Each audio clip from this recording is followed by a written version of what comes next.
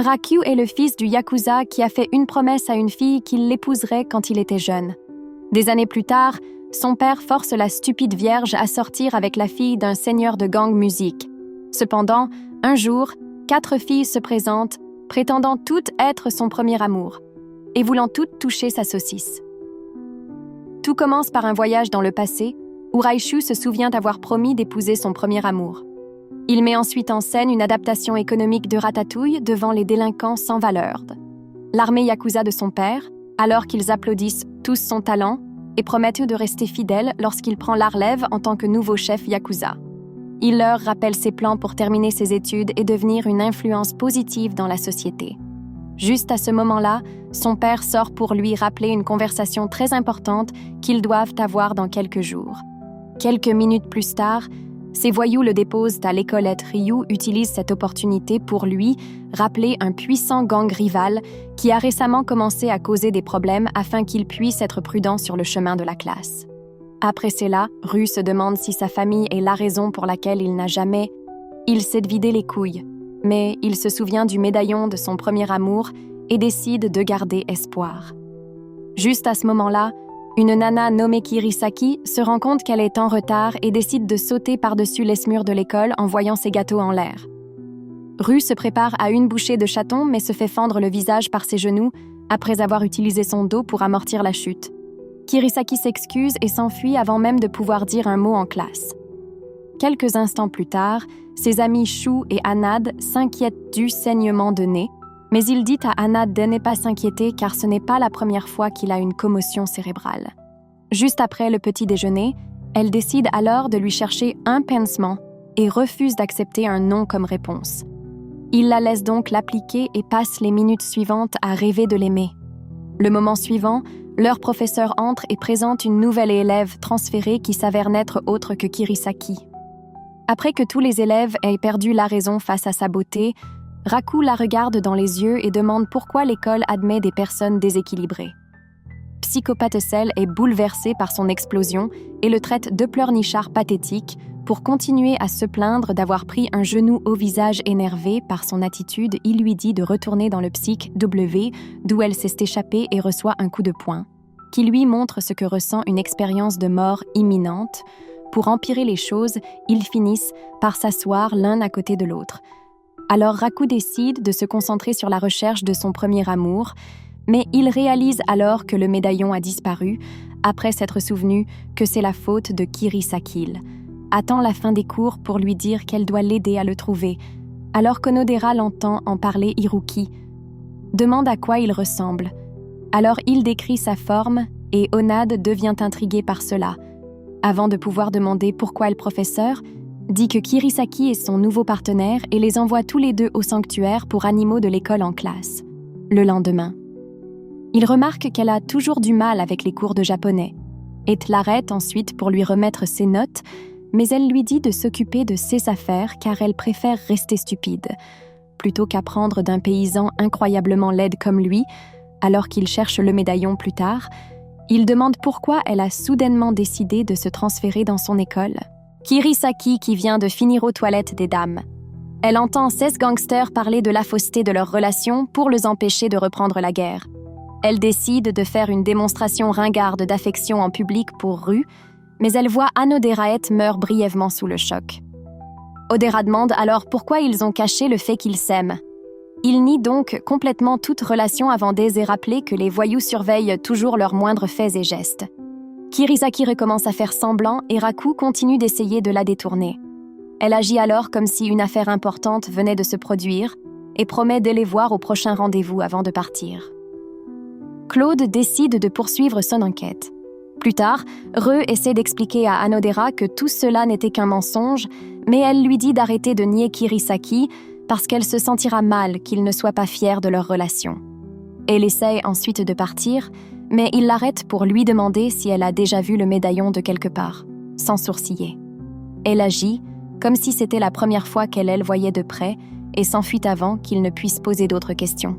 Des heures plus tard, Reu trouve Kirisaki dans un parcelle, lui offre des collations en guise d'excuse pour avoir presque ruiné le plano même, moment où Onodera rentre chez elle et entre dans sa chambre, Pour réfléchir à sa décision de ne pas dire à Rue qu'elle est à la clé de son médaillon dans un rêve le lendemain, Rue se souvient avoir rencontré son premier amour il y a toutes ces années, mais après que le rêve s'arrête juste au moment où elle essaie de dire ce nom, il perd le contrôle et devient presque foin préparant le petit déjeuner quelques minutes plus tard sur le chemin de l'école.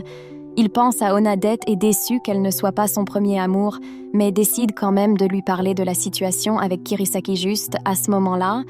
Il la voit de l'autre côté de la rue comme si elle venait de survivre à une apocalypse zombie et lui demande pourquoi elle a l'air sous elle après, qu'elle explique comment tout le monde à la maison a décidé de tenir une conférence de presse après son retour de leur faux rendez-vous. Elle lui rappelle de garder leur couverture, car Claude soupçonne toujours sérieusement qu'ils ont menti sur la relation après qu'elle lui ait également rappelé de parler à Anaba. Il lui dit de ne pas s'inquiéter avant d'entrer dans la salle de classe submergée par tout le monde, alors qu'il les entoure pour célébrer la nouvelle de leur amour. Rue essaie de le nier, mais Chou lui dit d'arrêter la casquette parce que 2 autres camarades de classe les ont vus au Pars ensemble. Il essaye toujours de nier avoir quoi que ce soit à voir avec ces gâteaux psychotiques, mais ils voient Claude espionner depuis un arbre près de la fenêtre de la classe et finissent par devoir mettre une autre version Marvel Studios de Roméo et Juliette. Des heures plus tard, ils commencent tous les deux à sortir heureux et déprimés, car il n'a jamais eu la chance d'expliquer les choses à Anera tandis que Kiriki en a marre d'être proche de lui toute la journée et le laisse avec une blessure à la tête avant de s'enfuir alors qu'il envisage d'abandonner. Anera se présenter lui dit qu'elle vient de terminer une réunion. Il essaie ensuite de tout expliquer mais se rend compte qu'elle découvrira probablement ses sentiments envers elle parce qu'il fait tellement d'efforts pour le lui expliquer. Il agite plutôt comme si la faible santé mentale de Kirisaki l'épuisait déjà, mais Anaba lui dit de ne pas abandonner le seul méchant qui pense qu'il ne vaut rien ou qu'une personnalité épuisante vaut la peine d'être avec lui toute la journée. Demande pourquoi elle pense qu'il mérite l'amour, alors elle décrit toutes les petites choses qu'il fait pour ses amis, le faisant ressentir l'extase pour la première fois, alors qu'il réalise qu'elle lui prête vraiment attention juste à ce moment-là. Un étudiant, au hasard, la bousculait, la clé du médaillon tombe. Mais son amnésie l'empêche de réaliser alors. Il demande à quoi sert la clé car Hélène ressemble certainement pas à une clé de maisonnelle. Lui dit frénétiquement qu'elle ouvre un livre spécial dans sa chambre et s'enfuit avant qu'il ne puisse poser d'autres questions. Alors il rentre chez lui pour déterminer la prochaine étape pour se débarrasser de Kirisaki.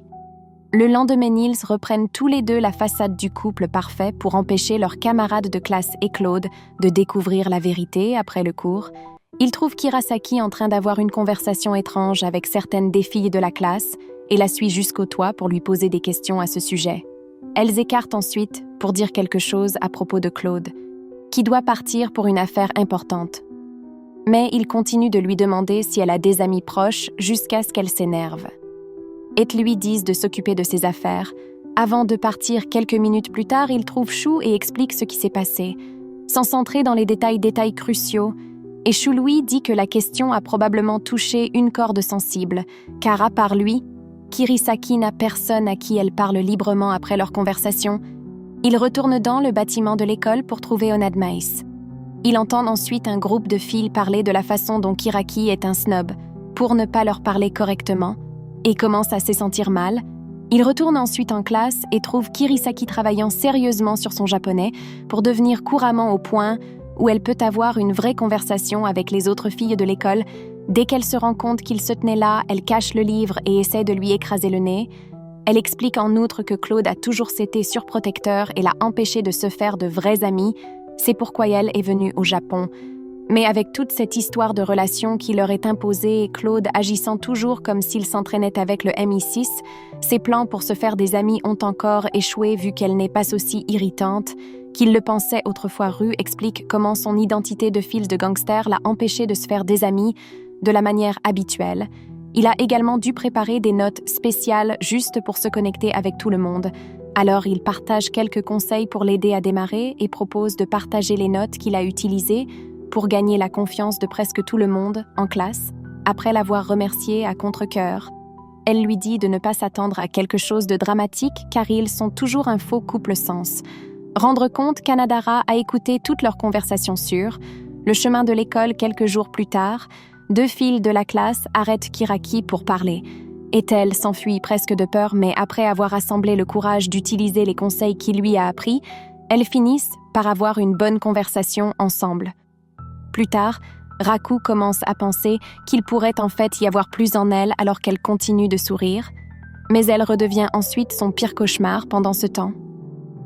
Onodera, qui regarde avec son ami Ruri, essaie de faire comme si cela ne la dérangeait pas, mais Ruri lui dit d'arrêter de faire comme si elle n'essayait pas de chevaucher son Gizi depuis. Des années Onad dura, ni immédiatement y avoir pensé. Mais Ruri dit aussi qu'il n'y a aucun moyen qu'il n'ait pas le même sentiment pour elle. Onodera lui rappelle, alors qu'il est actuellement avec Kirasaki, mais Ruri dit que cela ne fait aucune différence. Il promet de lui donner une ouverture avant de retrouver Re en classe et lui demande d'avoir une séance d'études chez lui après l'école, après les cours cet après-midi-là. Shu et Kirisaki finissent par se joindre à la séance d'études, ce qui rend la tâche beaucoup plus difficile pour Raku de savoir si Anad lui donne enfin le feu vert. Il a prié pour tout cela. Une fois dans sa chambre, Hirasaki demande s'ils peuvent tous sentir son linge sale. Quelques instants plus tard, il commence la séance d'études proprement dite. Ruri commence donc l'opération. Perdez la vicarde en disant à Raku d'aider Onad à résoudre le problème de mathématiques. Après savoir maîtriser sa peur, Raku commence à lui expliquer le problème de mathématiques, mais Kiraki est également intrigué par celui-ci. Il lui dit donc de se concentrer sur ses devoirs. Elle lui montre ensuite son travail terminé et le repousse pour aider Anad à la place, mais les équations l'ennuient rapidement. Elle demande donc à Anad Ciel à des intérêts amoureux. Ruri espère avoir assez de couilles pour faire exploser leur groupe d'amis, mais elle prétend n'avoir pas encore trouvé son prince charmant. Kirisaki dit également qu'elle a hâte de vivre le véritable amour. Mais après avoir réalisé qu'elle vient de gâcher leur fausse histoire de relation, elle et Ru prétendent que c'était juste une blague stupide. Shu essaie ensuite de demander s'ils ont finalement fait l'acte impie, mais Raku se traîne et décide de tout avouer de manière surprenante. Shu prétend avoir su tout ce temps et le choque encore plus en disant que c'est le moment idéal pour se confesser à Anoder, parce qu'elle a des sentiments pour lui de retour dans sa chambre quelques instants plus tard. Il essaie de comprendre tout cela tandis que Ryu et les autres voyous décident de l'aider. Lui et Kirisaki, à passer au niveau supérieur quelques minutes plus tard, il conduit Kirisaki dans un bâtiment de stockage et explique comment Raku a demandé leur aide pour obtenir un thé spécial. En arrivant, elle refuse d'entrer et lui dit d'y aller seule, alors Ryu et les autres les jettent tous les deux à l'intérieur et verrouillent la porte réalisant quel est leur plan. Raku essaie de lui dire de ne pas s'inquiéter, mais elle serre soudainement ses strayeurs dans son dos et lui dit de ne pas regarder par curiosité. Il le fait et voit qu'elle a peur, alors elle disloque d'abord son travail avant d'admettre qu'elle craint. Les espaces clos sombrent plus que le bal que sa famille gaspille chaque jour alors qu'elle continue de s'accrocher à son dos. Il regarde de plus près et réalise qu'elle peut en fait passer pour une bombe car elle n'était pas une voyou sans classe. Elle voit finalement une échelle et lui dit de sortir en premier car elle est encore trop faible pour le faire, mais il décide de rester car elle aura probablement une crise cardiaque en étant toute seule pour se sentir mieux. Elle suggère de parler de choses au hasard et lui demande ce qu'il pense d'Anad, craignant qu'elle soit déjà au courant de son obsession. Il essaie de trouver les bons mots, mais elle commence à parler de la façon dont elle pourrait être une très bonne amie pour Anad. Il soutient ensuite tout ce qu'elle dit pour qu'elle ne puisse pas dire aux gens qu'elle l'aime, mais elle change ensuite de sujet pour expliquer pourquoi tout le monde est si obsédé par le fait de savoir s'ils se sont embrassés ou non, avant même qu'ils puissent répondre. Elle explique qu'elle préférerait se couper la bouche plutôt que d'embrasser quelqu'un d'aussi laide que lui. Après des minutes à insulter, elle gagne suffisamment de force pour Lee qui trébuche accidentellement et se retrouve à quelques centimètres de son visage alors qu'il s'envisage d'embrasser pour la première fois. Gunslinger à moitié intelligent claque la porte et menace de faire sauter. Les noix de Russe s'il y pense. Alors qu'il s'essaie de s'expliquer, Anera se présente et devient extrêmement embarrassée avant de s'enfuir avec Ruri à l'école le lendemain. Raku prend un verre et se demande ce qu'Anera pense de ce qui s'est passé, mais il l'entend avoir une conversation avec Ruri et devient curieux à propos de sa clé. Juste à ce moment-là, Ruri dit quelque chose à propos d'une promesse qu'Onodera a faite à un garçon il y a 10 ans et Raku en croit à peine ses oreilles, car cela ressemble beaucoup à l'histoire de son premier amour. Alors que Ruri décide d'aider Onodera à se rapprocher de lui, Il décide de découvrir la vérité derrière sa clé à la piscine plus. Tard dans la journée, Kirisaki promet d'aider l'équipe de Ruri pour la compétition de natation qu'ils ont prévue pour demain, mais Reus, énervée, demande pourquoi elle l'a appelée alors qu'elle savait que c'était une équipe entièrement féminine. L'instant d'après, Anadara Show S, avec son intrigue scintillante parfaitement arrachée, parle maillot de bain et Re qui le perd car il ne savait pas qu'elle était si belle sous l'uniforme après que Kirasaki l'attaque pour avoir regardé comme un pervers. Shu se présente pour être obsédée par la beauté des filles, mais après que le physique de nain horizontal de Ru ait ruiné l'ambiance, elle le force à entrer dans l'eau avant de commettre une tentative de meurtre. Elle dit ensuite à Raku d'aider Onad à apprendre à nager et Kirisaki propose de se joindre à eux quelques instants plus tard après qu'Anera les ait remerciés d'avoir pris le temps de lui apprendre. L'espace. Shu propose d'appliquer de la crème solaire sur Kirisaki et se fait réorganiser l'intérieur par Ruri, tandis que Raku se demande pourquoi Claude ne l'a pas également attaqué. Garde du corps cultivé, perd la moitié de ses cellules cérébrales à cause de la beauté de Kirisaki. Elle lutte pour retrouver sa concentration. Pour commencer la leçon, Onodera Kirisaki saute dans l'eau et nage comme une sirène sous stéroïdes, sans se rendre compte qu'Anatsait à peine flottaire. Raku essaie d'aider Onodera à apprendre à rester à flot mais être si proche de ses treilleuses. Et tenir ses mains douces fait dériver son esprit d'Ons un autre plan d'existence. Finissent par devoir faire une pause. Est-il essaie de s'excuser, mais Onad lui dit de ne pas s'inquiéter et lui propose même de lui apporter du thé en guise de remerciement pour avoir essayé de lui apprendre dès qu'elle part avec le sautre. Il repère la clé et décide de finalement découvrir la vérité, en vérifiant si cela ouvrira le médaillon juste au moment où il se rend compte que ce n'est pas la même clé qu'elle porte habituellement avec elle. Ils se reviennent tous et demandent pourquoi il tient la clé du vestiaire des filles avant de l'attacher pour protéger Anad. Il explique que tout cela n'est qu'un malentendu, mais il refuse d'écouter et essaie de partir jusqu'à ce qu'Anad le défende bien qu'il décide de lui pardonner. Ruri dit qu'il doit passer le reste de la journée à apprendre à Onodera à nager et s'excuse auprès de Kirisaki pour lui avoir volé son petit ami. Kirisaki prend ensuite un moment pour entrer dans le personnage et cela fait augmenter les soupçons de Ruri sur leur relation. Le lendemain, elle et Onodera se retrouvent toutes les deux d'entre eux disputent au bord de la piscine et se demandent comment ils peuvent se détester et quand même faire un numéro d'amour ringard devant tout le monde en classe alors que les filles se préparent à nager. Raku dit à Ruri qu'Anadara a seulement appris à utiliser la planche, mais elle dit que ce ne sera pas un problème car la piscine n'est pas profonde au point où elle pourrait réellement couler l'instant d'après. Ils entendent les autres élèves crier à propos de quelqu'un qui coule et voient que c'est Kirisaki sans y penser à deux fois. Re saute et parvient à la sortir, mais elle reste inconsciente, ce qui fait de lui la meilleure option. Alors il se penche à contre-cœur pour le bouche-à-bouche juste avant que Kirisaki ne se réveille. Dans le vestiaire, quelques minutes plus tard, Rui voit Anadara tenir la vraie clé et lui dit d'arrêter de s'accrocher à une promesse du passé, alors qu'elle a une vraie relation pour laquelle se battre. Pendant ce temps, Shu trouve Raku et lui demande s'il a vu une nana avec des melons plus gros que Kirisaki, mais elle l'entend, et les jette tous les deux dans l'eau pendant le déjeuner. Le lendemain, Ruri et Anodera sont choqués.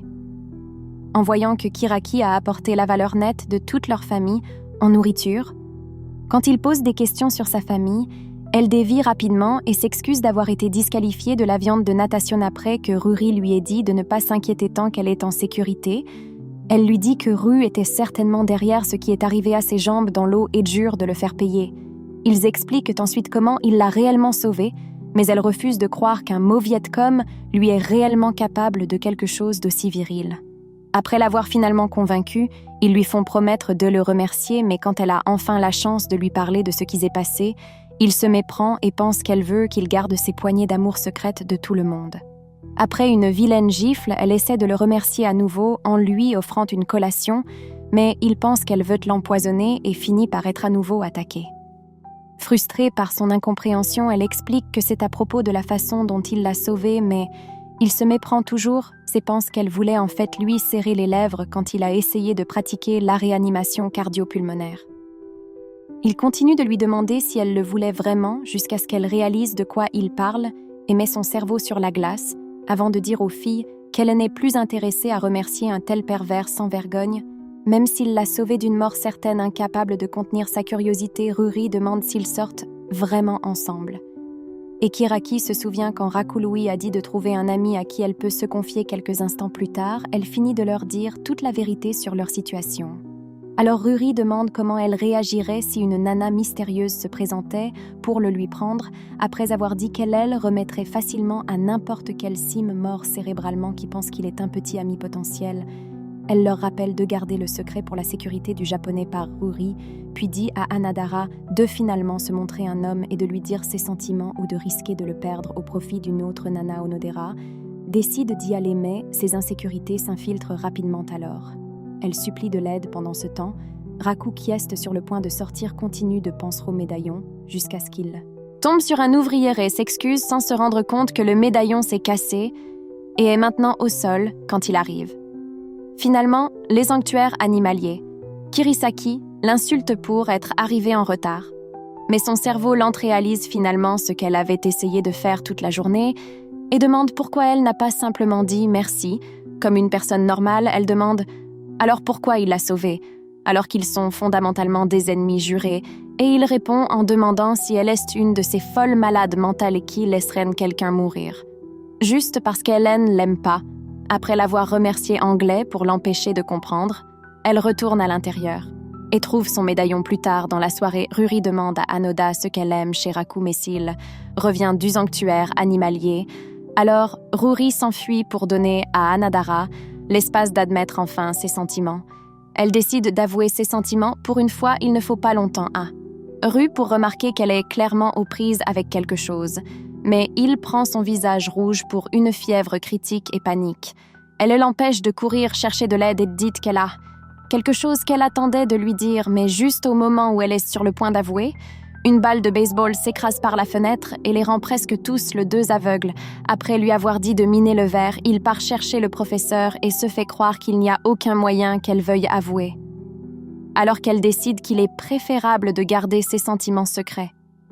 Pour l'instant, quelques minutes plus tard, elle rencontre Ruri et t'explique comment tout s'est passé et Ruri menace de la renier en tant qu'amie qu'elle se dégonfle encore à ce moment-là.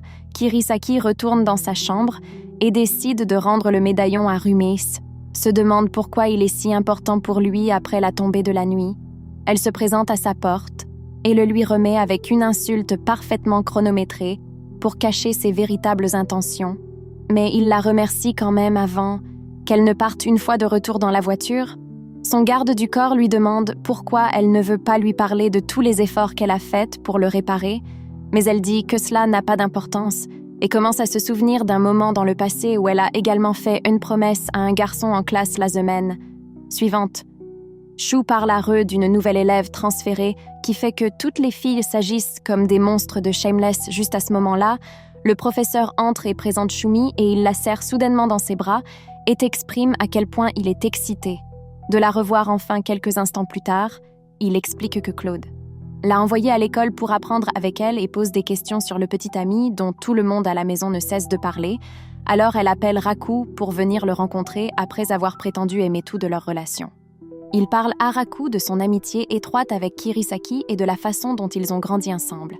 Alors Raku cesse d'être méfiant car il semble n'avoir aucun lien avec la partie criminelle de la famille.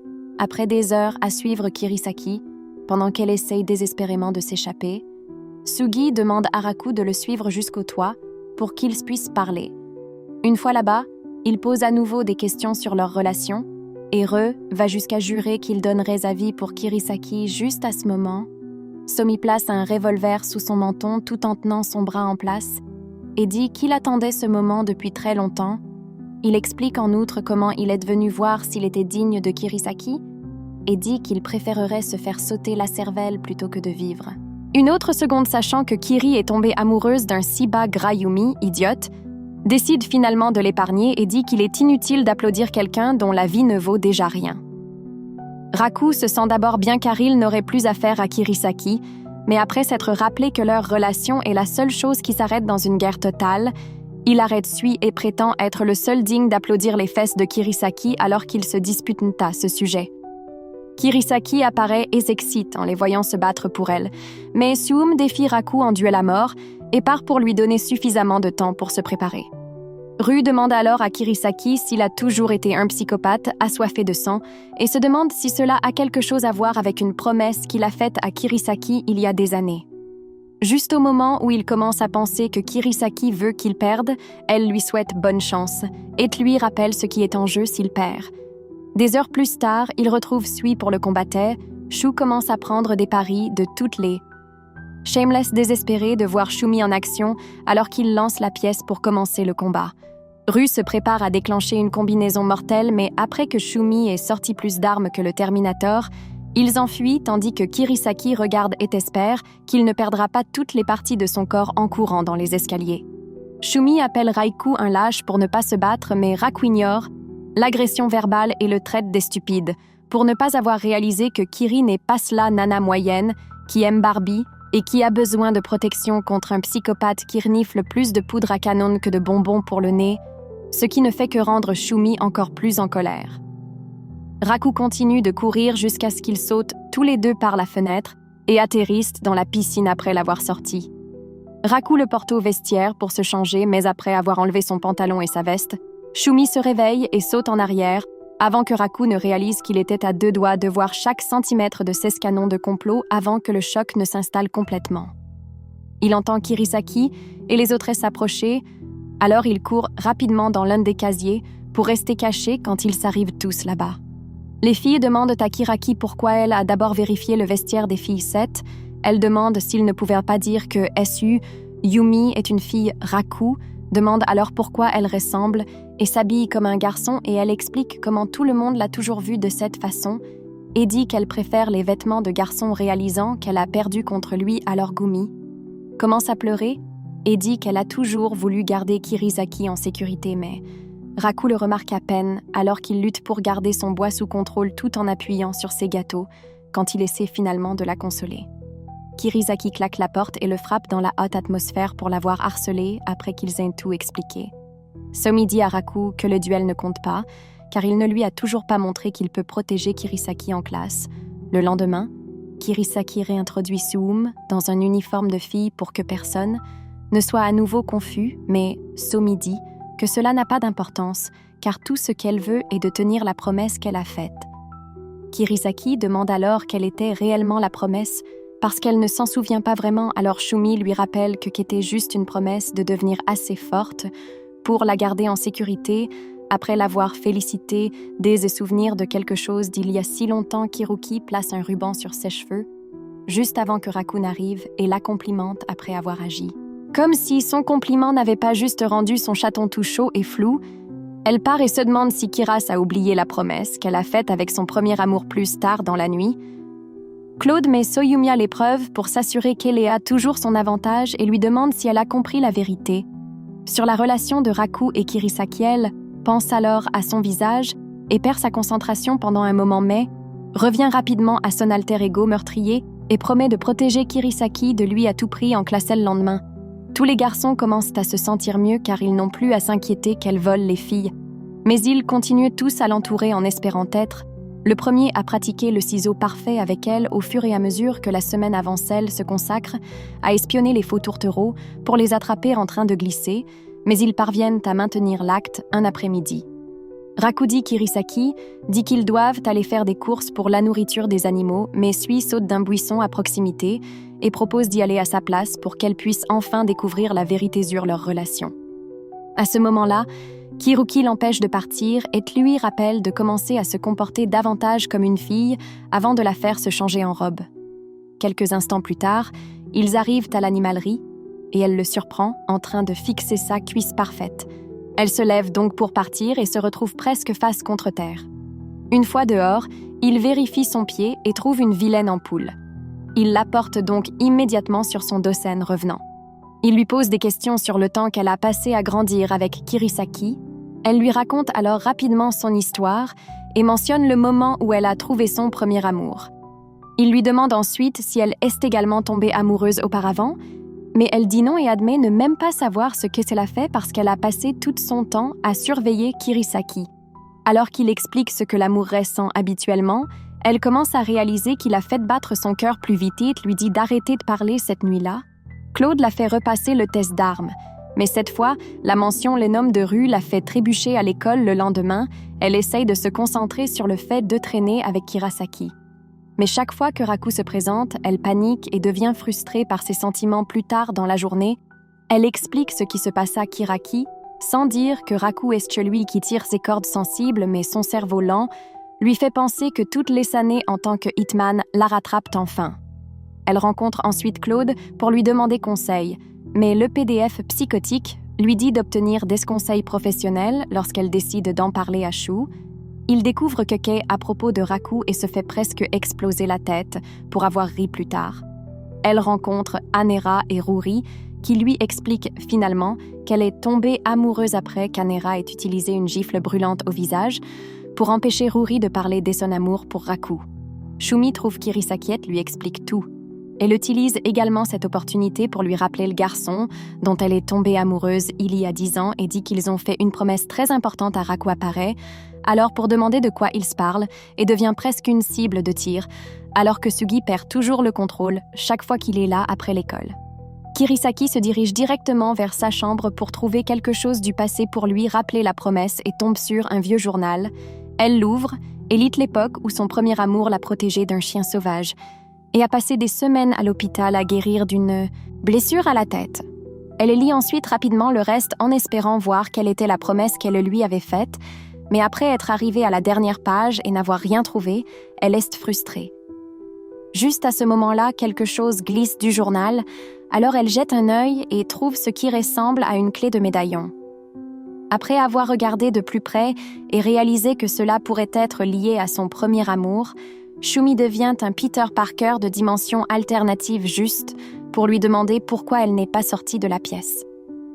Aki lui dit alors de faire des recherches sur l'endroit où elle a rencontré son premier amour et demande s'il y a une voiture prête pour demain, mais Sugi lui rappelle un voyage de camping qu'ils doivent faire une fois à l'école le lendemain.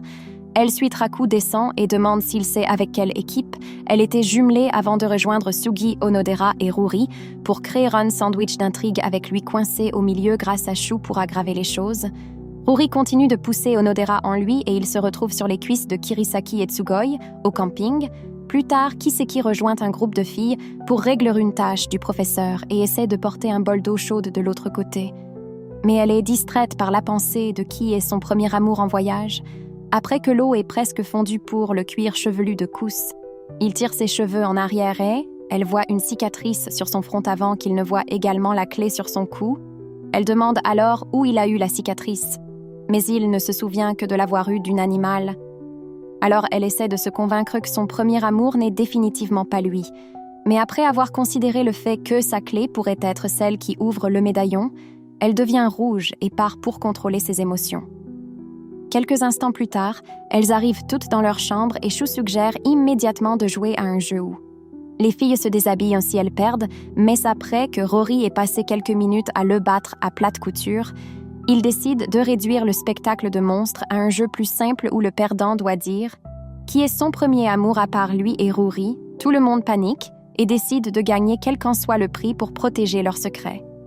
Après des heures de jeu, Kirisaki et Re finissent par être les derniers prétendants, mais juste au moment où Koseki tire la dernière carte, le professeur arrive et les gronde pour ne pas avoir rejoint tout le monde. Il décide d'aller prendre un bain, mais Raku est appelé à la réception pour prendre un appel et Kirisaki espionne Claude qui le traque une fois à la réception. Il apprend que personne ne l'a réellement appelé et décide d'aller rejoindre les autres dans le bain, mais Claude échange les panneaux au dernier moment pour le faire entrer dans le bain de la fille. Juste au moment où il s'installe dans le bain, une nana plongée, il la gronde avant de voir Kiraki et de se faire agresser pour avoir essayé de jeter un œil à ses gâteaux. Lorsqu'il explique qu'il a vérifié les panneaux, elle se rend compte que Claude est derrière tout ça et essaie de l'aider à sortir, mais Somi et les autres arrivent. Elle lui prend rapidement un bol pour se cacher distrait les filles pour qu'ils puissent sortir par une deuxième sortie, mais ensuite le professeur et toutes les autres filles arrivent.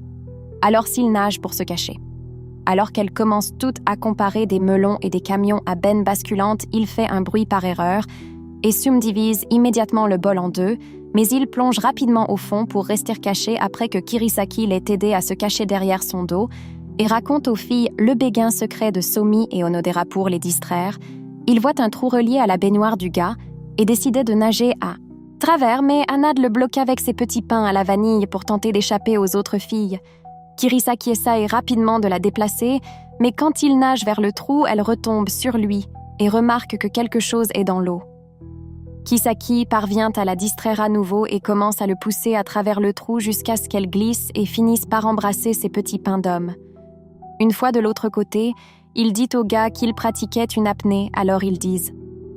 Il lui demande de venir écouter les filles, mais il décide de retourner à l'intérieur pour un repos bien mérité plus tard. Il retrouve Kiri pour la remercier et elle lui demande s'il se souvient d'avoir senti ses lèvres quelque part en particulier, mais il agit comme s'il n'avait presque rien remarqué. Alors elle retourne à l'intérieur de la cafétéria le lendemain matin. Elle passe juste devant lui, comme si de rien n'était. Alors il se demande s'il est le seul à être obsédé par le fait qu'elle a presque goûté sa porte arrière après avoir pris le petit déjeuner ensemble. Shu lui parle d'un événement de test de courage prévu pour ce soir-là et devient trop excité parce qu'ils vont s'associer à des filles. Il dit ensuite à Raku de prier pour qu'il soit associé à Onodera, ce qui lui fait réaliser que ce serait l'occasion parfaite de passer du temps avec elle quelques minutes plus tard. Odera le trouve et essaie de parler, mais les souvenirs de ce qui s'est passé dans le bain se précipitent alors s'il s'enfuit pour l'éviter des heures plus tard. Ils se rassemblent tous dans un endroit dans les bois pour tirer des numéros pour leurs partenaires. Et Anad passe en premier quand vient le tour de Ru. Il essaye de deviner quel numéro elle a choisi, mais Ruri le crie à haute voix pour l'aider après avoir prié les dieux pour avoir de la chance. Il attrape un papier et perd la tête quand il s'avère que c'est le même numéro Onodera, s'approche alors de lui pour lui parler et lui demande s'il est d'accord pour être son partenaire parce qu'elle a remarqué qu'il avait passé toute la journée à l'éviter. Il explique qu'être entourée de tant de filles l'a rendu nerveux, alors elle accepte ses mensonges. Z dit qu'elle était inquiète qu'il ait commencé à la détester pendant qu'il continue à parler. Kirisaki apprend que son partenaire reste Shu. Alors elle s'en va demander au professeur une réaffectation, mais ils commencent à se plaindre du fait qu'ils ont besoin d'une personne de plus pour porter un costume et effrayer les étudiants, sachant que Shu va certainement essayer de lui éclater une fois qu'ils seront au fond des bois. Elle décide de les aider, mais après qu'Ilsley l'a laissée toute seule dans une partie sombre des bois, elle commence à réaliser que les ours sont définitivement plus effrayants qu'un gars au hasard. Au camping, Raku vient déserrer les doigts avec Anadara et Tessai de commencer à sortir. Mais Shu se présente à la recherche de Kirisaki après que certains des étudiants mentionnent l'avoir vue dans les bois. Le professeur revient et dit qu'ils doivent la trouver parce qu'elle n'a même pas de pile dans la lampe de poche qu'ils lui ont donnée, sachant à quel point elle est terrifiée par l'obscurité. Ru s'excuse auprès d'Anoder et devient l'Eflash pour la trouver à ce moment-là. Kirisaki vient de terminer une dépression nerveuse. Complète, repense au moment où elle est tombée dans une crevasse il y a des années et a continué à pleurer jusqu'à ce que son premier amour se présente pour la sauver quelques instants plus tard. Il la trouve enfin et lui demande pourquoi elle proposerait de jouer un fantôme dans les bois, tout en sachant qu'elle pleure plus que Zenitsu quand ils reviennent finalement. Il courte-verse Anaba pour s'excuser de ne pas être resté avec elle pour l'événement, mais elle lui dit de ne pas. S'inquiéter à ce sujet, Shumi demande ensuite à Kirisaki si elle veut toujours trouver l'endroit où elle a rencontré son premier amour, mais elle lui dit de ne plus s'inquiéter à ce sujet à l'école la semaine suivante. Ru voit Anadara de l'autre côté du couloir et essaye de dire « Bonjour », mais Kirisaki l'appelle d'abord pour lui demander son chemin vers le bureau d'un professeur après qu'il le lui ait donné. Suom se présente et leur dit qu'elle prépare une fête surprise secrète pour Kiraki, car son anniversaire est aujourd'hui. Elle invite les filles et essaye de faire comme si elle ne voulait pas qu'il soit là voyant cela. Comme l'occasion parfaite, Rui lui dit d'aller acheter un cadeau avec Anoder et dit qu'elle ne pourra pas le rejoindre à cause d'un mal de ventre après les cours. Rui obtient changer et l'attend dans un café jusqu'à ce qu'elle se présente et se regarde dans la glace sans se rendre compte qu'il est de l'autre côté quand elle remarque finalement l'embarras la fait presque évanouir. Il pense alors à la chance qu'elle puisse être son premier amour, mais décide de trouver un moment parfait pour demander pendant qu'il fait les courses pour le cadeau. Peine quelques minutes plus tard, il le trouve et il regrette de ne pas avoir soulevé la question, mais elle demande ensuite s'ils peuvent faire un détour. Elle l'emmène ensuite dans un endroit spécial qu'elle a trouvé il y a quelque temps et lui dit qu'elle n'en a même pas parlé à Ruri après, qu'il se soit échappé à La La Land pour profiter de l'excitation d'avoir un secret avec elle. Elle le remercie d'avoir passé du temps avec elle et l'appelle par son prénom, en entendant qu'il se souvient de la promesse qu'il a faite il y a toutes ces années, et demande finalement si elle était la fille qu'il a rencontrée à l'époque, après avoir admis à tous à l'eau, se souvenant d'une promesse avec un garçon dont le médaillon ressemble beaucoup au sien. Ils essaient tous les deux de se rallumer en suçant des visages, mais Sui interrompt pour crier à travers le téléphone. Plusieurs minutes, plus tard, ils se rencontrent tous.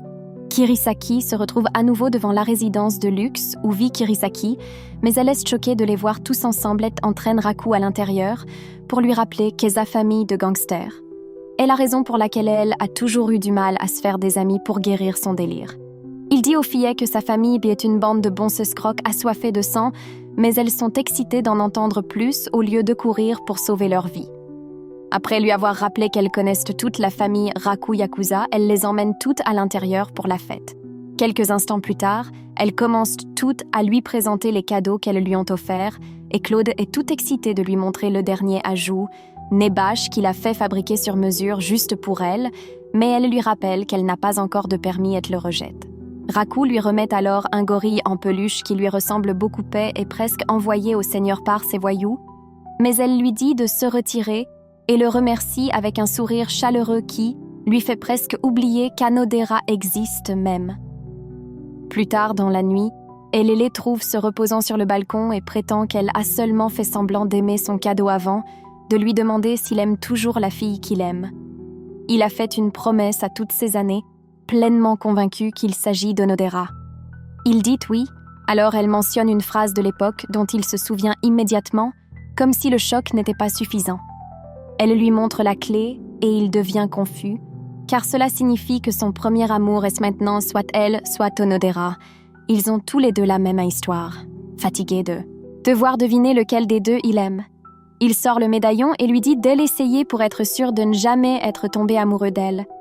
Elle prétend également qu'il n'y a aucun moyen qu'un paysan aussi bon à rien puisse être son prince charmant. Elle y insère lentement la clé mais utilise trop de force pour la tourner la casse en deux. Après s'être énervée contre elle, elle lui dit de ne pas s'inquiéter car ce n'est certainement pas lui. Elle retourne à l'intérieur pour retrouver les autres. Sur le chemin du retour, Ru rencontre son père adulte qui le remercie alors d'avoir rendu sa vie au Japon agréable car elle n'avait pratiquement aucun ami aux États-Unis. Lorsqu'il essaie de faire semblant, il dit qu'elle se débrouille très bien toute seule. Il lui dit d'arrêter d'être si humble parce que leur grande alchimie a commencé il y a des années quand il l'a emmenée au Japon pour une discussion d'affaires avec son père. L'adulte lui dit en outre qu'Onodera a également beaucoup joué avec eux à l'époque et le laisse encore plus confus qu'avant, car ils sont tous les deux censés avoir les clés du même médaillon à l'école.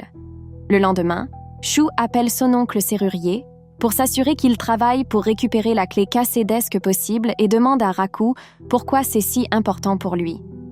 Après avoir promis de tout expliquer plus tard, il trouve qu'Irstokiet lui dit que le médaillon est en cours de réparation, mais elle agit comme si ce n'était pas important une fois en classe. Quelques instants plus tard, il voit Claude les traquer et essaie de faire semblant, mais elle est trop gênée pour égaler son énergie, alors il lui rappelle ce qui est en jeu. Plus tard, Onodera le trouve en train d'arroser des plantes et demande si Kiraki ira bien pour avoir une idée de ses vrais sentiments pour elle. Après son retour en classe, le professeur leur dit que les photos du voyage de camping sont disponibles à l'achat, alors ils partent tous choisir celles qu'ils veulent, pendant que Kirisaki et Sugi essaient de collecter toutes les photos avec leurs visages Raku et Anadara, essaient de réunir tous ceux qui ont une bonne photo d'eux, mais après en avoir trouvé un en même temps. Ils s'agissent comme si les photos étaient moches.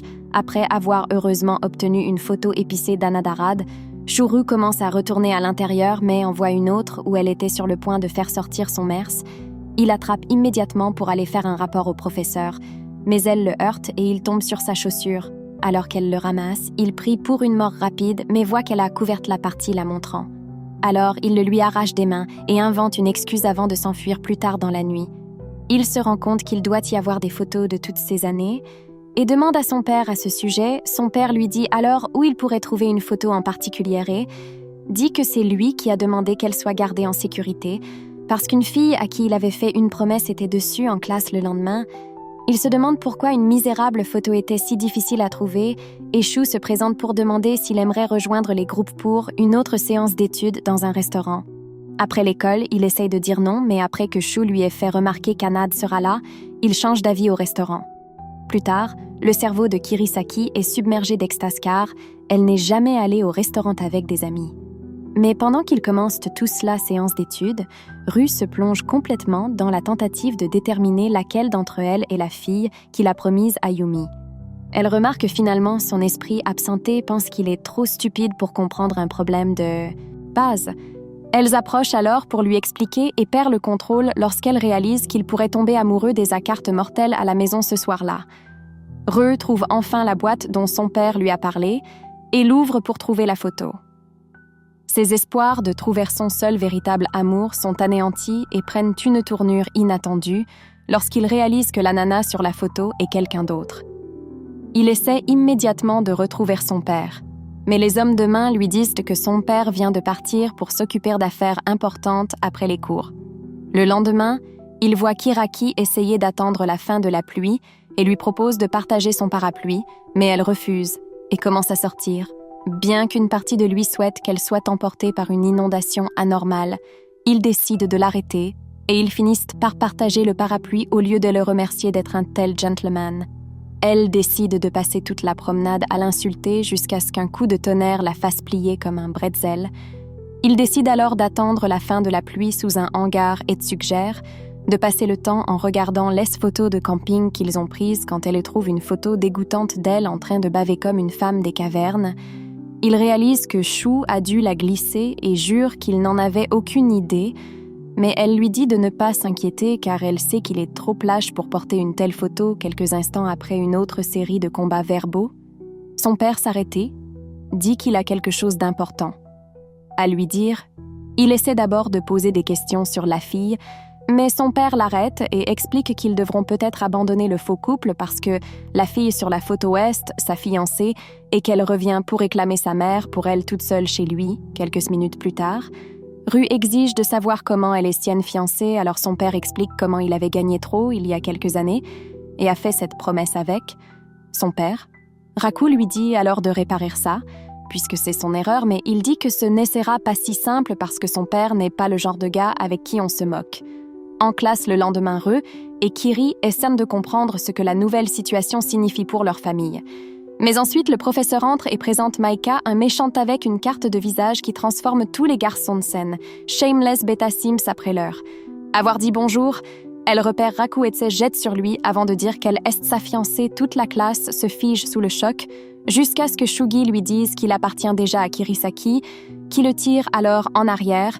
Il lui dit alors qu'il ne peut pas se l'épouser, à cause de sa relation avec Kirisaki. Alors, elle jure de le rendre plus heureux que la psychopathe blonde ne le fera jamais, alors que Kirisaki fait sauter une mèche. Sugi pointe une armure, elle, mais toute la classe est soudainement frappée, et Sugoi se retrouve face à face avec plus de canons d'armes qu'elle n'en a jamais vu auparavant, après avoir expliqué que son père est le commissaire de police, elle prétend alors s'être affaiblie à cause de toute cette agitation et entraîne Rakuala suivre jusqu'au bureau de l'infirmière une fois qu'ils sont arrivés. Il demande pourquoi elle va aussi loin, parce qu'il n'y a aucun moyen qu'elle aime et veuille réellement épouser quelqu'un qu'elle n'a pas vu au cours des 10 dernières années, mais elle lui dit qu'il est tout à quoi elle a pensé alors qu'elle commence à lui nettoyer la pipe Kirisaki est. Les autres écoutent attentivement et bargeant juste au moment où Ma se prépare pour un pilonnage intense. Il essaie d'expliquer que MAA l'a forcé dans cette position, mais il lui dit de ne pas s'inquiéter car elle veut maintenant qu'il construise de nouveaux souvenirs avec elle pour commencer. Elle le trompe pour qu'il regarde ailleurs et lui vole un baiser sur la joue avant de s'enfuir avec Honda à l'école le lendemain. Il rencontre Kirisaki et Onodera sur le toit. Et Ru leur raconte enfin comment ils se connaissaient tous à l'époque, après avoir tout expliqué. En détail, Kirisaki et Anera demandent quelle était la promesse parce qu'ils ne s'en souviennent toujours pas, mais Maika leur dit de ne pas s'inquiéter, parce que le fait qu'elle se souvienne clairement avoir promis de l'épouser signifie qu'elle est celle destinée à être sa femme. Kirisaki lui dit de ne pas s'emballer, car il se souvient encore à peine d'elle, mais Maika réplique en disant qu'elle est la seule à l'avoir embrassée, alors que Kiruki essaye de la traiter de menteuse. Elle voit le regard embarrassé sur le visage de Ru et le gronde pour n'avoir aucune dignité, tout en se disputant pour savoir laquelle d'entre eux ferait la meilleure épouse pour Rakuil et c'est d'avoir l'avis d'Onodera. Mais Semea, s'arrête pour lui demander ce qu'elle ressent pour lui car elle est également liée à son passé, pourrait également avoir fait une promesse de l'épouser après avoir prétendu ne le voir que comme un ami Maïka, demande si on peut devenir meilleurs amis en classe plus tard. Maa lui dit de venir chez elle pour une présentation ce week-end afin qu'ils puissent obtenir leur laisse-plan de fiançailles, ont commencé. Il lui rappelle alors qu'il vient juste d'apprendre leur mariage arrangé et qu'il n'a pas l'intention de quitter Kirisaki, mais elle insiste et dit qu'il doit au moins rencontrer son père pour en parler au sanctuaire animalier. Plus tard, Kirisaki s'énerve contre lui pour ne pas avoir refusé et dit que son manque de courage est évidemment la raison pour laquelle il est vierge depuis si longtemps. Confus, il demande pourquoi elle semble si dérangée par Maa, alors elle baisse un peu les bras et prétend qu'elle fait seulement de son mieux pour s'assurer que Claudite, les autres, ne commencent pas une guerre. Quelques jours plus tard, il rencontre Maki l'escorte jusqu'au gratte-ciel colossal qu'elle appelle chez elle et le conduit à travers l'ascenseur à l'intérieur. Il demande si son père est quelqu'un pour qui il devrait s'inquiéter. Mais elle lui dit de ne pas s'inquiéter et jure qu'il n'est qu'un ours en peluche surprotecteur.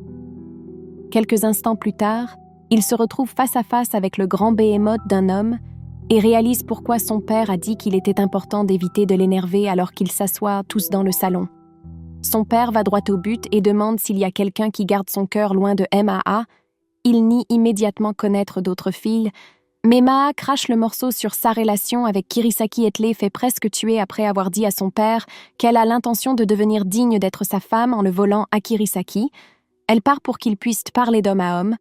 Son père explique ensuite comment elle parlait de lui de temps en temps au fil des ans, et cela fait que Raku se sent coupable. Alors il avoue aimer quelqu'un d'autre. Étonnamment, son père prétend comprendre, car il est encore jeune. Mais après avoir entendu que ce n'est même pas Kirisaki, il devient fou. Au début des vacances d'été, Ruri appelle Anadance un parc pour lui demander si elle a réellement l'intention de passer le reste de sa vie à regarder l'amour de sa vie écraser des méchants. Mais Anabar lui dit que Reishu vient en fait chez elle demain juste avant la fermeture de l'école. Elle lui a dit que sa mère avait besoin d'une employée à temps partiel au restaurant. Il a accepté avec joie en sachant que ce serait l'occasion parfaite de passer du temps avec elle. Plus tard, il se rend au restaurant de sa mère, mais après l'avoir entendu maudire un agent de livraison pour ne pas avoir emballé correctement les marchandises, il commence à reconsidérer l'expression de son visage stupide, la rend encore plus bouleversée. Mais Anaba arrive finalement et explique qu'il est à temps partiel après avoir dit qu'il n'y a aucun moyen que son cerveau sous-développé puisse gérer même le plat le plus simple. Elle l'emmène dans la cuisine et lui donne quelques minutes pour préparer un plat de base. Une bouchée efface complètement sa haine, alors elle demande à Anodera quand il prévoit de se marier et la félicite d'avoir enfin ramené à la maison un homme qui peut facilement gérer la vie de femme au foyer. Elle conduit ensuite Onodera à gérer le reste, alors elle l'aide à apprendre tous leurs classiques jusqu'à ce qu'il lui demande comment elle se souvient de toutes les recettes. Il demande en outre si elle fait aussi certains des plats, mais elle raconte comment un simple repas qu'elle a déjà pu transformer tout le restaurant en un danger biologique. Alors qu'ils continuent de parler, elle demande s'il sort toujours avec Kirisaki. Alors il essaye de faire l'accepter, mais elle le remarque et demande si Kirisaki ne lui a pas dit qu'elle et Ruri savaient déjà tout de leur fausse relation après que le choc se soit dissipé. Il réalise que c'est le moment idéal pour avouer ses sentiments. Mais à cause de ses couilles de la taille d'un pipi, il décide d'attendre le moment parfait quelques minutes plus tard. Elle reçoit un appel de sa mère, lui disant qu'elle ne rentrera pas à la maison, car un typhon monstre balaie actuellement la ville. Elle dit également à Rako qu'il doit rester la nuit pour être en sécurité, mais après qu'Onodera lui ait dit que son instinct de survie se déclenche dès qu'il ouvre la porte, le parapluie est aspiré. Alors il retourne à l'intérieur et demande s'il y a quelqu'un d'autre à la maison avec elle. Elle explique ensuite que son père est en voyage d'affaires tandis que sa sœur est dans un dortoir de son école, ce qui signifie qu'ils vont tous les deux passer la nuit ensemble. Elle choisit d'être audacieuse pour une fois dans sa vie. Elle lui demande s'il veut parler dans sa chambrette. Il accepte, malgré le fait qu'elle soit sur le point de se salir le pantalon de peur. Elle devient immédiatement Iris West et nettoie rapidement sa chambre et se change en quelque chose de confortable avant de l'emmener à l'intérieur après avoir pris du thé pour eux deux. Tout devient gênant alors qu'ils essaient de penser à quelque chose à dire. Quand il lui demande finalement si elle a un album photo de l'annuaire, elle les sort et ils passent les heures qui suivent à parler de tous les souvenirs liés aux photos. Quand elle réalise que la tempête est passée, il maudit les dieux de ne pas avoir attendu qu'il puisse obtenir un haut négligé. Etla remercie de l'avoir invité avant de partir après qu'elle lui ait souhaité bonne nuit. À la porte décide de ne pas partir les mains vides et se lève pour lui demander son mail. Elle cache ensuite son excitation et attrape son téléphone pour échanger des détails avec lui sur le chemin du retour quelques instants plus tard. Il lui envoie un email dans l'espoir d'obtenir des choix épicés de Kitty, mais elle renvoie une réponse simple et décevante et éteint son cerveau pour la nuit plusieurs nuits plus tard. Re finit d'aider l'un des voyous de son père à un stand de festival qu'il a installé et décide de distribuer des collations aux autres tout en étant obsédé par sa mission d'obtenir un charme d'amour pour sa relation avec Anad. Juste à ce moment-là, il tombe sur Kiraki et ils deviennent tous les deux déprimés, car c'était censé être la seule nuit où ils ne se supportent pas pour aggraver les choses. Le bruit sourd de tout a. Leur essaie de passer le bière pour les autres et devient émotif car il pense que Raku l'aide alors qu'il est également à un rendez-vous avec sa fille et après avoir pris toutes les collations et être parti, Kiruki le force à lui apporter de la nourriture. Alors, il l'emmène à un stand tenu par l'un des voyous et l'obtient gratuitement pendant qu'elle mange. Il explique qu'il peut obtenir pratiquement tout ce qu'il veut de presque tous les stands, car ils sont principalement tenus par les voyous de son père, alors elle court avec enthousiasme pour essayer toutes les attractions possibles. Juste au moment où il sent que quelqu'un regarde Onodera se cache et se demande pourquoi ils sont ensemble avant que MAA n'apparaisse également et dise qu'elle prévoit d'obtenir le charme de relation quelques minutes plus tard, revoit une foule dans la boutique vendant des charmes sets, se souvient de sa mission principale. Alors ils se tiennent tous les deux la main pour éviter d'être séparés et se faufilent à travers la foule juste au moment où il obtient le charme. Ils sont séparés et il finit par tenir une main qui ressemble beaucoup à la sienne. Mais il s'avère que c'est Onad, tandis que Kirisaki continue de le chercher partout. Onad décide de profiter de leur temps ensemble, mais il tombe sur un inconnu au hasard et laisse tomber le charme. Alors qu'elle essaye de, elle, le ramasse. Ses pantoufles se ferment. Alors il ramasse ses chignons sans y penser à 2 fois et la porte dans un champ ouvert pour le réparer. Elle se rend compte que le charme a disparu et voit un chat l'emporter, alors il le poursuit immédiatement. Quelques instants plus tard, il grimpe sur une poutre juste à côté de Maki s'excite en voyant Raku courir vers elle. Elle lui demande s'il est enfin prêt à abandonner la princesse de la poudre à canon, mais il lui dit de rester complètement immobile et se rapproche lentement, lui faisant penser qu'il veut sucer des visages. Après avoir échoué à attraper le chat, il continue à le poursuivre pendant la majeure partie dès la nuit, jusqu'à ce que Kirisaki l'attrape pour montrer son yukata. Voyant à quel point il est choqué, elle explique que Claudella a porté et lui demande s'il a l'air bien parce qu'elle ne comprend toujours pas pourquoi c'est si important au Japon. Sur le chemin du retour, il passe devant le temple de l'amour et elle lit comment les gars donnent des charmes de relation aux filles ou qu'ils aiment en guise de demande en mariage. C'est à ce moment-là qu'il décide de le lui donner en guise de remerciement pour l'avoir encore supporté, mais elle se méprend complètement et pense qu'il a maintenant des sentiments pour avant qu'elle ne puisse complètement traiter ses propres délires. Le yukata commence à se défaire, alors il essaie rapidement de le reconstituer et demande pourquoi elle agit bizarrement en voyant la même chose qu'elle a lue. Il se retire et dit que ce n'est rien de tel, mais elle lui dit de se concentrer sur le yukata parce qu'elle n'a aucune armure de complot protégeant ses seins touchables quelques jours plus tard. Le gang se réunit pour une journée à la plage, mais alors que tout le monde est excité d'aller à l'eau, Shumi bouge à peine un muscle car elle n'a jamais montré autant de complots auparavant après que Kirisaki lui ait dit d'arrêter d'agir stupidement. Parce que tout le monde est en bikini, elle essaie de se détendre, mais ses spots de lait défiant la gravité rendent la tâche presque impossible. MAA les attrape. Alors pour voir de quoi il s'agit, et Kiri réalise également qu'elle a la douceur d'une déesse elfe, tandis que Shu essaie de mesurer chaque paire de melons sur la plage. Meka découvre ses trayeurs et demande l'aide de Ru pour appliquer de la crème solaire. Kirisaki propose alors de le faire sa place, mais elle rejette l'offre, enveloppe ce melons encore et coince le bras de Ru entre eux après que Kiraki les frappe dents. La haute atmosphère, ils se rassemblent tous et tirent à la courte paille pour décider qui ira faire les courses. Pour le dîner quelques minutes plus tard, Re et Kirasaki prennent toutes les courses et il lui demande de l'aider à couper les pommes de terre d'Est qu'il commence à les laver. Elle le touche et panique. Alors il demande si elle va bien. Mais elle lui dit juste de garder ses mains pour lui tout en se demandant pourquoi son contact est maintenant si important. Elle se coupe et lui dit de ne pas s'inquiéter, mais il attrape sa main et la fait s'asseoir pour qu'il puisse la soigner après le dîner. Il essaie ensuite de profiter d'un peu de temps seul, mais Anadara se présente pour s'asseoir avec lui. Alors il utilise cette opportunité pour lui demander si elle a vraiment apprécié la plage, car elle ne sait toujours pas nager. Elle se montre alors dans le majestueux château de sable qu'elle a passé tout son temps à construire et devient pratiquement folle sous le choc quelques minutes plus tard.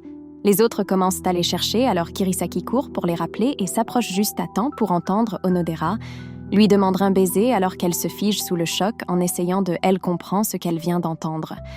Anaba devient folle car elle ne s'attendait pas à ce que ces pensées intrusives lui échappent, mais heureusement, il s'était endormi avant qu'elle ne le dise. Elle retourne donc rapidement voir le autre et Kirisaki parvient à se leurrer en croyant que c'était autre chose. Le lendemain, elle continue d'essayer de comprendre ses sentiments pour lui et Onad le remarque et lui demande si elle veut se changer les idées dans un nouveau château Saint-Sépulcre. Quelques minutes plus tard, elle explique tous les récents changements dans sa relation avec Reu, mais fait comme si c'était à propos d'une amie proche. Anaba dit donc que l'amie a définitivement le béguin pour son faux petit ami. Quelques heures plus tard, Siji s'inquiète car elle ne trouve Kirisaki nulle part. Ru propose donc de la retrouver et de commencer à chercher à travers la ligne SH. Pendant ce temps, Kirisaki continue de jouer à des jeux d'esprit avec elle-même pour nier le fait qu'elle pourrait réellement avoir des sentiments pour Raku. Lorsqu'il la trouve finalement, elle commence à poser un tas de questions sur la différence entre leur relation et ses débuts. Après qu'il ait dit qu'elle était devenue beaucoup moins barbare, elle demande si une vraie relation fonctionnerait réellement entre eux et son cerveau s'emballe alors qu'il essaie de penser à la bonne réponse pour une raison quelconque. Il commence à expliquer comment sortir avec une femme des cavernes toxiques et violentes comme elle n'a aucun sens jusqu'à ce qu'elle lui dise de fermer sa stupide gueule et s'enfuit au début du nouveau semestre. Kirisaki arrive en retard en cours et Raku s'énerve parce qu'elle a ignoré ses appels et ses SMS pendant toute la pause. Alors celle lui dit qu'elle avait des problèmes personnels à régler avec Shu, puis prend la parole pour leur parler du prochain festival de la culture et dit qu'ils vont faire une pièce de théâtre Roméo et Juliette avec Erkobyo-o et Kirisaki dans les rôles principaux. Ru fait l'acte embarrassé habituel, mais Kirisaki refuse catégoriquement de les faire après que Shu ait donné le rôle à Anad Mahasupli comme si sa vie en dépendait, mais Anad choisit quand même de jouer Juliette, alors elle recule et propose de le remplacer par n'importe quel autre rôle, plus tard dans l'après-midi. Shu leur dit de se préparer pour les répétitions, mais Raku voit que Kirisaki est déjà parti, alors il court après lui avoir demandé pourquoi elle agissait bizarrement. Il lui rappelle qu'ils doivent toujours agir comme un couple pour éviter les soupçons, mais elle continue de lui faire la tête froide, alors il lui demande s'il a fait quelque chose pour la contrarier. Elle lui dit alors d'arrêter d'agir comme s'ils se connaissaient juste à cause d'une fausse relation et s'éloigne, alors qu'il rentre à l'intérieur. Elle retrouve ensuite le professeur pour des instructions sur la répétition, mais scène parlant, elle aperçoit cette photo qui semble si tendue à propos de Raku et lui demande pourquoi elle l'a après que le professeur lui ait expliqué ce qui s'est réellement passé. Anod se rend compte que RCO s'est toujours soucié d'elle et devient distraite pendant les répétitions. À un certain moment, Ru s'énerve contre Maha pour toujours l'interrompre pour jouer. Julieta et Tsiji menacent de lui tirer une balle dans la tête si cela se reproduit. Cependant, Maha demande pourquoi elle s'en soucie puisque Kisaki était celle qui a décidé de rester en dehors de ça. Ru se souvient comment elle l'a exclue sans raison. Il décide de lui donner le même traitement en agissant comme si elle n'existait pas, mais Claude arrive pour voir ce qu'il a fait. Le lendemain, Claude réapparaît, plus meurtrier que d'habitude, alors Ru court trouver Kirisaki et lui dit d'abandonner son acte de solitaire traumatisant pour qu'il ne finisse pas par provoquer l'évasion de la récompense. Elle refuse toujours et dit qu'elle ne veut rien avoir à faire avec lui car ils sont fondamentalement des étrangers. Mais cette fois, ses mots touchent une corde sensible. Alors il accepte sa décision et lui dit de ne plus s'inquiéter car leurs pères trouveront quelque chose car il convient en outre qu'ils sont de parfaits inconnus avec une relation dénuée de sens. Elle le frappe d'une gifle brutale qui envoie des sondes de choc dans toutes les classes du campus après qu'elle soit partie. Il fait de même et décide de l'oublier pendant qu'elle évacue sa colère sur un mur et se demande pourquoi elle a dû lui parler comme ça le jour de la pièce. Kirisaki est appelée à rejoindre une classe complètement différente car elle a choisi de rester loin de tout ce qui concerne la pièce. Pendant ce temps, alors que le théâtre se remplit d'étudiants impatients de regarder, Anaba aide les filles à installer la scène, mais l'une d'elles trébuche sur l'échelle. Onodera intervient pour aider et se foule la cheville dans le processus avec Meika, étant malade à la maison. Le professeur dit à Raku de regarder Ronad afin qu'elle puisse trouver quelqu'un d'autre pour jouer Juliette Onera, puis s'excuse auprès de Raku pour avoir ruiné la pièce avec son addiction à aider les gens, mais il lui dit de ne plus se blâmer. Et s'enfuit quelques instants plus tard. Il trouve Kirisaki, la traîne dehors pour la supplier de remplacer Onodera, mais elle demande pourquoi il veut qu'elle joue le rôle, puisqu'il la déteste. En entendant cela, il réalise que c'est ce qu'il a dit à la plage qui. À causer ses sautes d'humeur sans fini l'explique alors que même s'il la voit toujours comme une barbare déchaînée, il ne la détesterait jamais car ils sont déjà une bonne connexion. L'un avec l'autre, influencés par ses mots doux amers. Birdsell décide d'arrêter de la détester et accepte de jouer Juliette quelques minutes plus tard. Elle monte sur scène et laisse la foule abasourdie alors qu'elle prononce ses répliques, comme si elle était celle qui était derrière le script. Raku devient également silencieux sous le choc car il ne s'attendait pas à ce qu'elle soit aussi bonne, mais juste au moment où elle arrivait à la bonne partie, elle oublie le reste de ses répliques, comme ils commencent tous les deux à se disputer à ce sujet. La foule éclate de rire car ils pensent tous que c'est fait exprès. Alors Shu leur ordonne de suivre le courant une fois. Qu'ils arrivent à la scène suivante, les choses prennent une tournure choquante. Lorsque Shu a au hasard d'une nouvelle idée pour que Shumi professe son amour à Roko. Elle saute presque de la scène pour l'attaquer, mais après s'être souvenue que toute l'école regarde, elle décide de jouer le jeu et finit quand même par se faire traîner.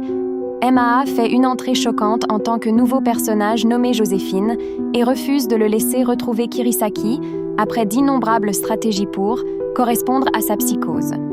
Il décide de cibler sa faiblesse en passant en mode Playboy, la faisant perdre complètement. La raison à son retour, une fois qu'elle est éliminée, il essaie finalement de rencontrer Kirasaki, mais Claude se présente en prétendant être son frère et le défie en duel, alors que Ru court pour échapper à ses attaques. Claude déclenche des tranches encore plus mortelles pour le faire tomber et finit par le plaquer contre un pilier pas prêt à admettre sa défaite. Ru commence à jeter toutes les briques qu'il peut atteindre jusqu'à la moitié de la scène. S'effondre sur eux deux, tandis que tout le monde regarde sous le choc. Ru sort des décombres et se traîne sur la scène pour finalement retrouver sa Juliette. Ils trouvent tous les deux un endroit dehors pour partager un verre et il la remercie d'être venue malgré le fait qu'elle ait presque ruiné la pièce. Elle admet ensuite que ses actions depuis ce qui s'est passé à la plage ont été un peu incontrôlables et s'excuse pour tout après avoir accepté les excuses réinitialisées, la relation avec l'agression verbale habituelle. Il se dirige vers l'intérieur pour rencontrer tout le monde pendant que Kirisaki parle avec les autres en classe de sa performance. Rui s'énerve contre Anode pour avoir gâché sa chance d'être Juliette et décide de lui donner une dernière chance en faisant WCK. Vous lui apportez une glace alors qu'il lui demande son avis sur la pièce. Elle devient émue et explique à quel point elle voulait être Juliette. Alors il décide de réaliser son souhait en refaisant la pièce avec elle sur le toit avec Kiraki, développant lentement des sentiments pour lui et MAA rejoignant le combat pour son cœur. Raku sera-t-il capable de prendre une décision ou décidera-t-il de démarrer un Hermès jusqu'à ce qu'il trouve quelle clé ouvre le médaillon? C'est tout pour cette vidéo. Laissez un commentaire si vous l'avez aimé et n'oubliez pas d'activer les notifications de publication après vous être abonné pour voir notre prochain récapitulatif.